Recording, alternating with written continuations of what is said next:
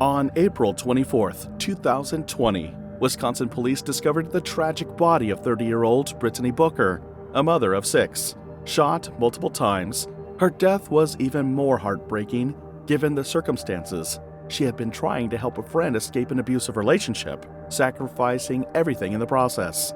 In the end, she became a victim herself, leaving behind 6 children with no mother to turn to. This is the shocking and unfortunate story of Brittany Booker in Racine, Wisconsin, a city with generally low crime rates, but a notable occurrence of disturbing crimes. Brittany Booker becomes the focus of a tragic case. Brittany Booker was a dedicated mother and a resilient individual who faced numerous challenges in her life. Raised in a close-knit family in Racine, Wisconsin, she grew up with strong values instilled by her parents, who emphasized the importance of education and community support. But that was not all for Brittany. Brittany attended Racine Unified School District, where she was known for her spirited personality and determination. Despite facing personal challenges, she graduated from high school with a focus on nurturing her dreams of becoming a supportive figure in her community. This was where she encountered another significant change in her life. As a young adult, Brittany embraced motherhood early and gave birth to 6 children over several years before she turned 30. But this change came with different emotions. She balanced the demands of parenting with her desire to provide a stable and loving environment for her kids. Brittany often spoke about the joy her children brought to her life, and she was actively involved in their education and extracurricular activities. However, Brittany's show of care and support went far beyond her immediate family. Brittany had a female friend, someone who would unknowingly play a pivotal role in her downfall. This is a person she had known for a good period, knowing each other on a level they would do anything to support or protect each other. Brittany's friend's identity remained undisclosed for security reasons. But for you to understand this story, let us give her the name Queen. So, Queen was in a relationship with a man named Terry Jackson. However, this was not a relationship anyone would recommend in a hurry. The relationship was one marred with abuse and physical assaults. In fact, this abusive relationship was so bad and had gone on for so long that Queen would have a hard time imagining how she stayed in the relationship all those years. However, this was not even the most detrimental factor in the relationship. The most detrimental factor was that Queen lived with Terry, and this made her pretty accessible and always available for his disturbing conduct. We're quite conversant with how much females in abusive relationships tend to cover it up until it's almost too late, or sometimes already too late before they speak up. Well, this was the case with Queen. So, the fact that Brittany was about to find out about the happenings showed just how much it had gotten out of hand. But that wasn't even the highlight of Brittany's discovery. She discovered that Terry was out on bond for charges related to illegal substance use, a revelation that would soon be tragically justified by what happened next. On August 20th, 2020, Queen and her boyfriend Terry had a heated argument. Refusing to back down, she stood her ground, which provoked an unexpected yet brutal reaction from Terry. He pushed her to her breaking point, leading her to finally leave him for good. However, instead of taking further action or seeking help, Queen made a decision that would soon have unforeseen consequences. She struck a deal with Terry. She wouldn't press charges if he agreed to move on and leave her alone. It was an offer even the most hardened substance abusers would find hard to refuse. Unsurprisingly, Terry promptly and eagerly accepted that deal. And while you quickly thought it was all over, this was only the beginning. As you may recall, Terry was out on bond for substance abuse, meaning he still had a pending court case. On February 22nd, 2022, just 2 days after the heated argument, Terry was set to appear in court. What might surprise you is who was in the driver's seat, taking him to court.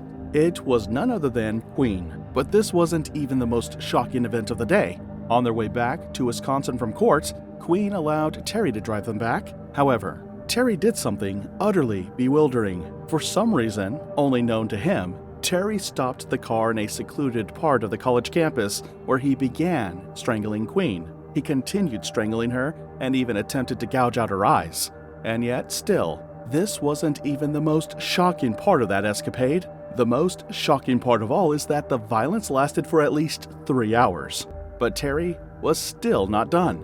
After that, Terry pressed a box cutter to her neck and threatened to slit her throat.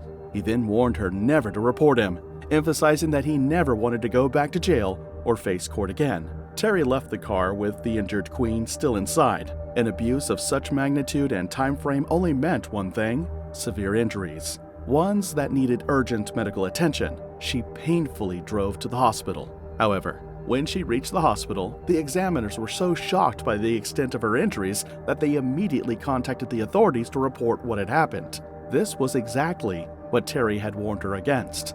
Despite this, one would expect that he would be arrested given the immediate threats he posed, but surprisingly, Terry was neither arrested nor held accountable for his actions. This could only mean one thing: Queen would have to live in fear for her life for as long as possible. And finally, this was where Brittany came into the picture. Brittany, as we described earlier, was a mother of 6 who was not only a great mother, but also a good friend. So it was no surprise that Queen chose to confide in Brittany about the abuse she had suffered. As expected, Brittany listened carefully and promised to offer help if ever needed in the future. At the time, that promise might have seemed unnecessary, as Terry appeared to have disappeared for good. Or so they thought, because this promise was soon put to the test. On February 27, 2022, Queen decided to go pick up some things from her house. Still fearful of Terry's potential return, she asked Brittany to accompany her, as it was his usual pattern to show up unexpectedly. Brittany agreed to go with her, a decision that would soon cost her dearly. They successfully made it to the residence, and Queen quickly began packing her things, almost in a hurry, as if she sensed what was about to happen. And while she was at it, the devil in human form struck again. It was Terry in flesh and blood, holding a hammer, almost as if he was ready to complete an unfinished mission. Without hesitation, he began hitting Queen with the hammer, and while we're almost tempted to say thankfully Brittany was present, that too counted for nothing. Brittany, as expected, tried to intervene by calling 911, while also screaming and trying to fight back. And while we're also tempted to admire Brittany's braveness when she picked up a knife and tried to use it on Terry, this too proved ineffective, as it enraged him, and he turned his attention towards Brittany. In February of 2022, Terry Jackson attacked 2 women. He brutally attacked them with a hammer and tried to beat them to death. Fortunately for Brittany, she managed to escape alive, and when she got to the neighbor's house, they weren't home. And Brittany, who had lost a lot of blood and strength, passed out on the neighbor's porch. Luckily, people passing by saw her fall to the ground. They didn't hesitate to contact the authorities, and this time it became clear that Terry had become more than a menace. The police came swiftly. Brittany and her friend were taken to a hospital after suffering from major wounds, but the police had just one job left. They obtained a warrant for Terry's arrest, and this meant looking for him both within and around neighboring states.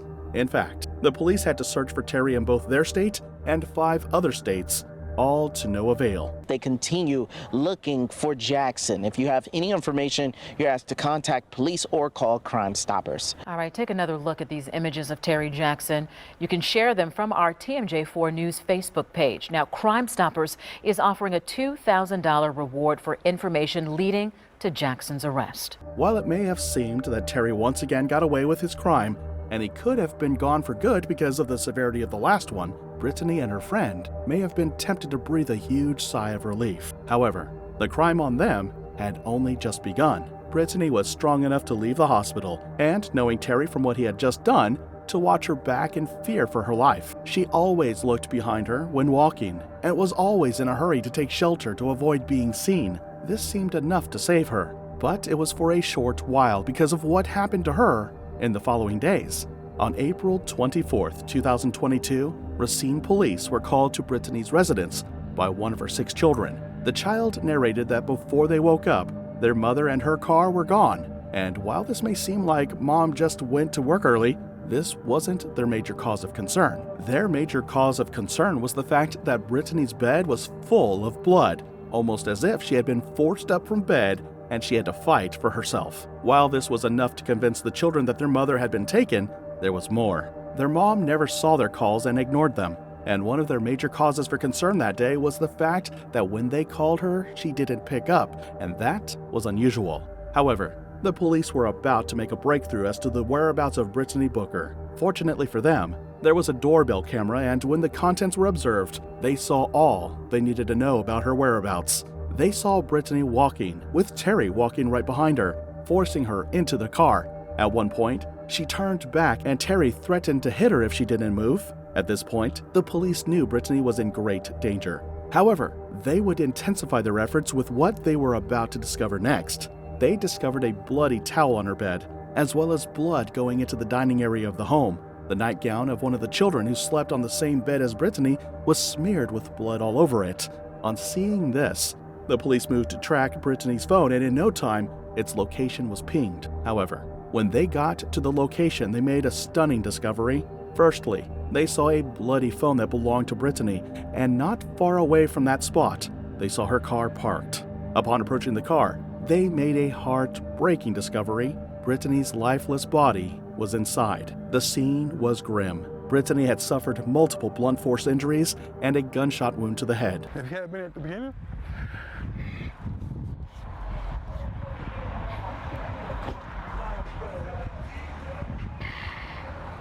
Take a shot.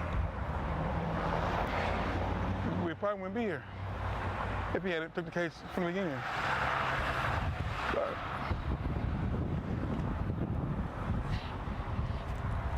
But we got him, Brett. We got him. The police quickly identified Terry Jackson as the primary suspect.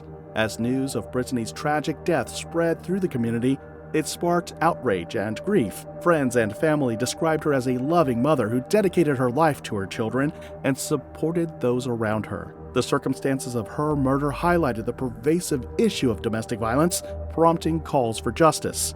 In the days following Brittany's murder, law enforcement launched an extensive manhunt for Terry Jackson. Anybody eyes all over it, please help me. You know, when I bring my daughter killers to justice, Brittany, I promise you, this case is not going cold. Authorities feared he would flee the state or even attempt to evade capture entirely. Jackson's actions were scrutinized as investigators pieced together his whereabouts leading up to and following Brittany's death. Weeks passed with no sign of Jackson until May 22nd, when he was apprehended in Chicago after being spotted by police. His capture brought a sense of relief to Brittany's family and the community, who had been living in fear since her murder. Terry Jackson faced multiple charges, including first-degree intentional homicide. He made his initial court appearance on May 26, where the judge set his bond at an unprecedented $10 million due to the severity of the crime and his history of violence. As the legal proceedings began, Brittany's family attended each hearing, seeking justice for their beloved daughter and mother. And what happened to Brittany's 6 children, you may ask? After the tragic event, Brittany's father took custody of the children. Her youngest daughter is just 2 years old. Brittany's father now raising her children. But just when you think we've seen it all, the case takes an even more complex form. The case took on additional complexity when 3 women were charged with aiding Jackson while he was a fugitive. They were accused of providing him with assistance during his time on the run, further complicating an already tragic situation. Brittany Booker's death resonated deeply within Racine and beyond, igniting discussions about domestic violence awareness and prevention. Community members held vigils in her honor, celebrating her life and advocating for change to protect victims of abuse. As the legal case against Terry Jackson progressed, it became clear that Brittany's story would not be forgotten. Her legacy served as a powerful reminder of the importance of addressing domestic violence and supporting those affected by it. The pursuit of justice for Brittany continued as her family sought closure in a world forever changed by her loss. While it could be said that Brittany died for friendship, what would you do if you were in Brittany's position? Would you have involved yourself in protecting your friends? While Terry's case shows why some criminals belong behind bars, this next case will make you question if setting bonds for criminals is justice or a slap in the face for the victims' families. She wanted somebody to protect her, and we couldn't protect her. We couldn't protect her. And then she went to the people that are supposed to do the protecting, and they couldn't protect her. Montasia Arrington, a 20-year-old young mother, was brutally murdered by the father of her child. After savagely beating her once, leading to his arrest, he posted bail and returned to finish what he had started. He shot her mother without hesitation and hunted Montasia down in the streets, ending her life with cold, calculated death. This story takes us all the way to Littleton, North Carolina. Littleton, North Carolina experiences a higher than average crime rate, with approximately 79 incidents per 1,000 residents yearly. Property crimes such as theft and burglary are the most common, contributing to a low safety grade. Violent crimes, including assault and robbery, occur at a moderate rate of 4 per 1,000 residents. The northeast area of the city is the safest, while central neighborhoods see the most crime. Despite these challenges, crime in Littleton has decreased slightly by about 7% over recent years. However, this decrease wasn't reflected in the events that befell Montasia. Montasia Arrington was born on August 16, 2001, in Dallas, Texas. She was the daughter of a close-knit family and had a strong bond with her mother and siblings. While her educational background seems to not be so public, one thing is certain. It saw her move from Dallas, Texas to Littleton, North Carolina. She also graduated from Northwest Collegiate and Technical Academy in Littleton, North Carolina, with the class of 2019. Another information about Montasia's school life was that Montasia loved cheerleading and was in a cheerleading group where she had the opportunity to showcase her talents to the admiration of her family.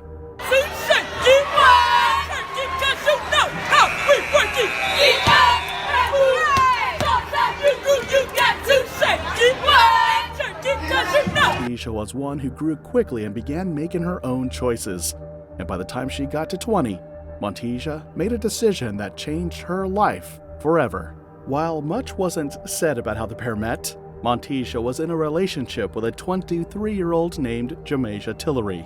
Unlike most relationships, where it was rosy then later became sour, this relationship was one with no perks as it was strictly abusive.